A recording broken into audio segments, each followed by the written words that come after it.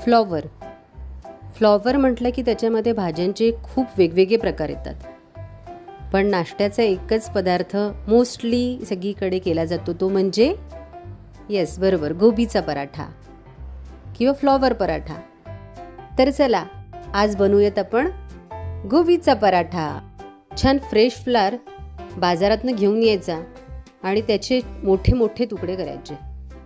जर का बाजारात जाणं शक्य नसेल तर सगळ्यांना माहिती आहे आजकाल काय केलं जातं, ऑनलाईन ग्रॉसरी शॉपिंग्स, जिथे खूप सारे प्लॅटफॉर्म अवेलेबल आहेत. पण थांबा, ऑर्डर करायच्या आधी ही पूर्ण रेसिपी बघा आणि जर का ह्याच्यातले काही तुमच्याकडे इन्ग्रेडियंट्स अवेलेबल नाही आहेत तर तेही त्यात ॲड करून मागवा. कोथिंबीर आणि मिरच्या छान स्वच्छ धुवून घ्यायच्या आणि त्यात थोडे फ्लॉवरचे तुकडे ॲड करून ब्लेंडरमधून छान ब्लेंड होऊ द्यायचं.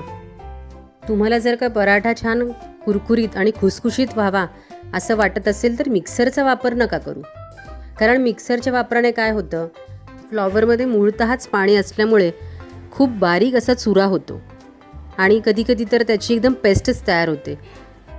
जर तुमच्याकडे ब्लेंडर नसेल तर भाज्या करण्यासाठी जो कटर वापरला जातो त्याच्या साह्याने तुम्ही फ्लॉवर बारीक करू शकता.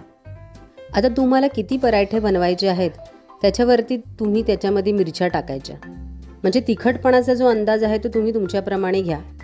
मी आत्ता साधारण 8 ते 9 पराठे केले, तेव्हा त्याच्यासाठी 5 ते 6 मीडियम साईजच्या थोड्याशा हिरव्या आणि थोड्या काळ्या अशा मिक्स करून मिरच्या घेतलेल्या आहेत. फ्लॉवर, मिरची आणि कोथिंबीर यांचे ब्लेंड केलेले मिश्रण नंतर एका बाउलमध्ये काढून घेतलं. चला आता बघूयात की काय आपण 1 बाय 1 ॲड करतोय. सो पहिले धणापूड, जिरापूड, हिंग, हळद, थोडासा चाट मसाला, मीठ आणि पांढरे तीळ मी ॲड केलेले आहेत.